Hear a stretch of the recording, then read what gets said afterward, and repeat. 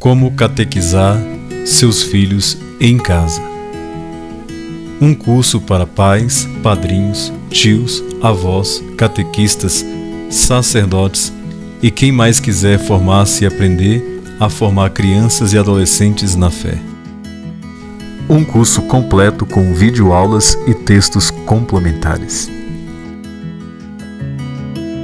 Nesse curso, são 8 aulas com a apresentação, a função dos pais como catequistas e o propósito da catequese no lar, princípios pedagógicos aplicados à catequese no lar, os temperamentos e como isso influencia na aprendizagem da criança, respeitando a maturidade da criança, mas incentivando ir além, como preparar um bom plano de aula, conteúdo do livro de catequese e como tirar maior proveito dele, e preparando seus filhos para se confessar e comungar. Um curso maravilhoso onde seu filho aprenderá no conforto do lar. Vou deixar na descrição desse vídeo o link para que você possa adquirir esse curso completo.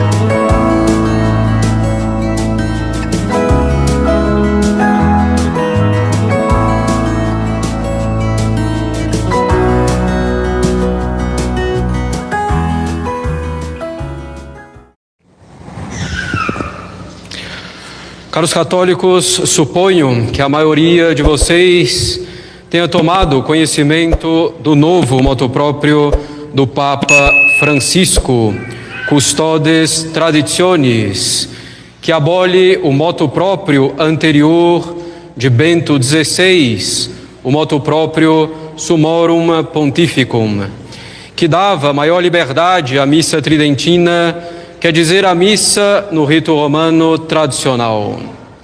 O motu proprio de Bento XVI dava maior liberdade, embora não a justa liberdade, que deveria ser uma liberdade inteira para a missa tridentina e para cada padre poder celebrá-la.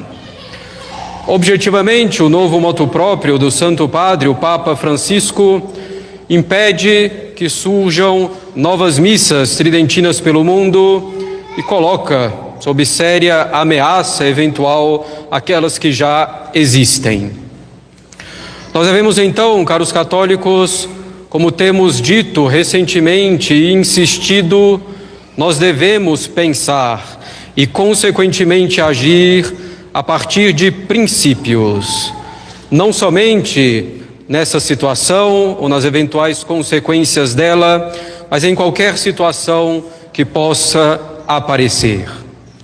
São princípios que derivam da razão natural e da revelação divina.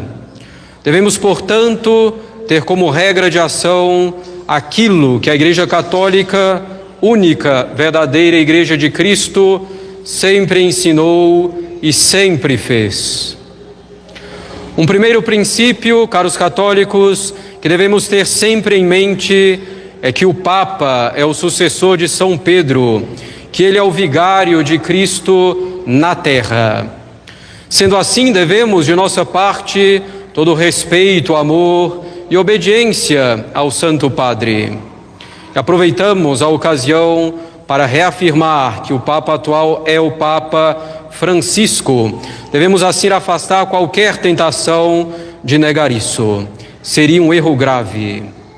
Porém, devemos nos lembrar de que o Papa, de acordo com o ensinamento constante da Igreja, expresso de maneira clara e definido no Concílio Vaticano I, recebeu a jurisdição suprema não para ensinar novidades, mas para guardar, transmitir, explicar, explicitar, aprofundar aquilo que nosso Senhor Jesus Cristo e o Espírito Santo ensinaram aos apóstolos. O Papa não pode, portanto, mudar o ensinamento doutrinário e moral da Igreja. Atrelado a isso, caros católicos, e de acordo com a teologia católica, o Papa não pode, por exemplo, proibir ou praticamente proibir uma liturgia que se desenvolveu harmonicamente desde o tempo dos apóstolos, expressando perfeitamente o ensinamento da Igreja, formando a fé de inúmeras almas, bem como a vida espiritual delas, desde os tempos apostólicos até os nossos dias. Abolir ou restringir violentamente uma liturgia assim, provada pelo tempo e aprovada pela Igreja durante 2000 anos, foge completamente da prerrogativa papal. O cardeal Ratzinger, que viria a se tornar depois Bento XVI, resumia assim essa verdade. Uma instituição que proibisse aquilo que foi a norma de culto durante séculos terminaria perdendo a sua credibilidade. Foi por isso que o Papa São Pio V, ao obrigar o rito romano em toda a parte latina da Igreja Católica em 1570, com a bula Quo Primum Tempore, assegurou de maneira clara que os ritos com mais de 200 anos de existência poderiam continuar sendo celebrados. Isso é a aplicação perfeita da teologia católica. De fato, esse documento de São Pio V, desde esse documento de São Pio V, continuaram existindo o rito dominicano, o rito carmelita, o rito ambrosiano, o rito de Lyon, entre outros. Entendendo isso, caros católicos, podemos afirmar com toda a tranquilidade que a missa no rito romano tradicional não pode ser abolida nem restringida. E isso não por causa de um documento papal como a bula Quo Primum Tempore de São Pio V, que mencionamos, mas pelos próprios princípios da doutrina católica, em razão da própria natureza da coisa. Essa liberdade para um padre celebrar a missa no rito romano tradicional, no chamado rito tridentino, vem da própria natureza da coisa. Devemos, caros católicos, nos lembrar de que o Papa é infalível apenas em algumas condições definidas também no Concílio Vaticano I. E o mesmo se aplica a um concílio ecumênico. Fora dessas condições, o Papa ou o concílio sob o Papa tem uma autoridade sim que vem de Cristo, mas que não está garantida absolutamente, na verdade, pela assistência divina. Nesse caso, a autoridade papal deve ser respeitada e acatada, mas existe a possibilidade de erro, existe a possibilidade de imprudência em um ensinamento, em uma ordem, em uma lei. Se o erro se verifica em um ensinamento concreto não infalível, se a imprudência se verifica em um ensinamento concreto não infalível, se esse erro ou imprudência são constatados não por capricho de alguém, mas por verdadeira oposição com a razão natural ou por oposição a um ensinamento constante da Igreja, a própria doutrina da Igreja sempre reconheceu a possibilidade de não se acatar esse ensinamento pontual, guardando todo o respeito devido ao vigário de Cristo. Dentro dessa situação, não estaríamos sendo filhos rebeldes da Igreja, mas seus filhos fiéis. E estaríamos plenamente no sentir como eclésia, no sentir com a Igreja de que nos fala Santo Inácio de Loyola. Tampouco estaríamos fazendo livre exame do magistério, mas estaríamos usando bem o maior dom natural que Deus nos deu, que é a inteligência, e que não pode aceitar que sejam verdade dois ensinamentos contraditórios. Devemos, caros católicos, também nos lembrar de outro princípio da doutrina católica. Uma lei é a ordenação da razão ao bem comum, promulgada pela autoridade legítima. Portanto, uma lei, para ser uma lei, deve ser feita pela autoridade legítima. Papa Francisco é uma autoridade legítima. A lei, para ser lei, deve ser também promulgada, o que normalmente ocorre. Porém, a lei, para ser lei, deve ser também uma ordenação da razão. Deve estar conforme a reta razão e se dirigir para o bem comum. Portanto, uma lei, para ser lei, não pode ser contrária à razão, contrária à revelação divina ou à doutrina católica. A lei também não pode ir contra o bem comum.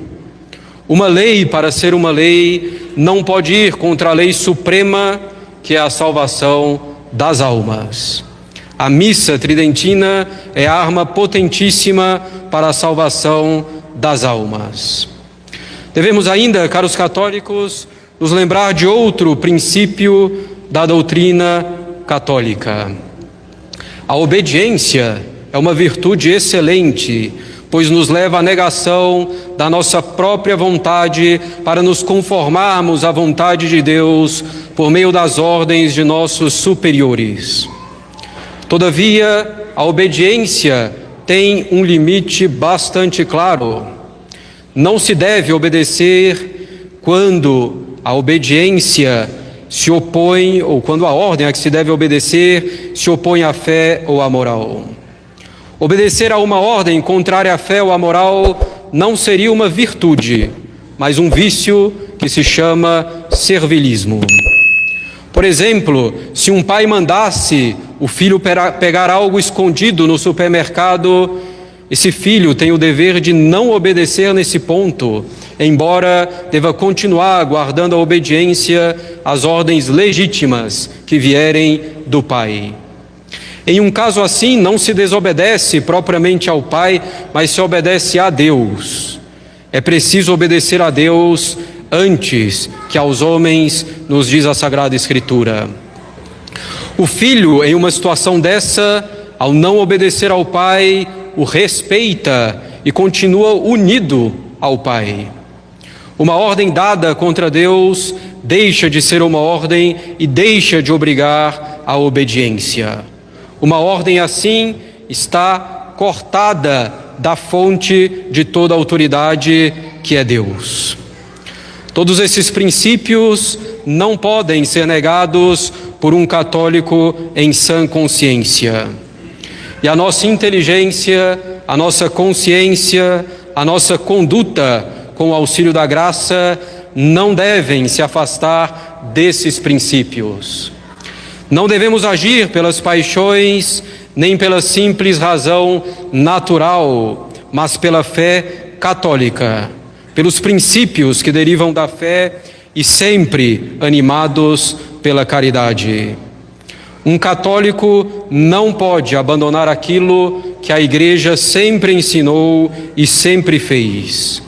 Não pode tampouco abandonar uma liturgia que remonta aos apóstolos, que se desenvolveu organicamente sob a autoridade de tantos e tantos papas ao longo dos séculos. Uma liturgia que se baseia de maneira límpida na natureza humana para bem ordenar a nossa natureza ferida pelo pecado original.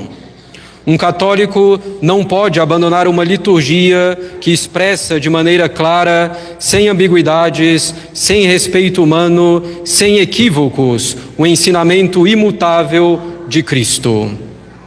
As circunstâncias de tempo e de lugar e as ideias dominantes em um determinado momento não podem influenciar a liturgia, que se tornaria assim algo meramente humano, um produto fabricado pelas mãos dos homens, como dizia o cardeal Ratzinger. Nosso propósito como católicos é seguir o mandamento de São Paulo na segunda epístola aos Tessalonicenses, capítulo 2, versículos 14 e 15. State et tenete traditiones. Ficai firme e guardai as tradições que de nós aprendestes, seja por palavras, seja por cartas nossas. Isso nos diz São Paulo. State et tenete traditiones. Ficai firmes e guardai as tradições católicas, evidentemente.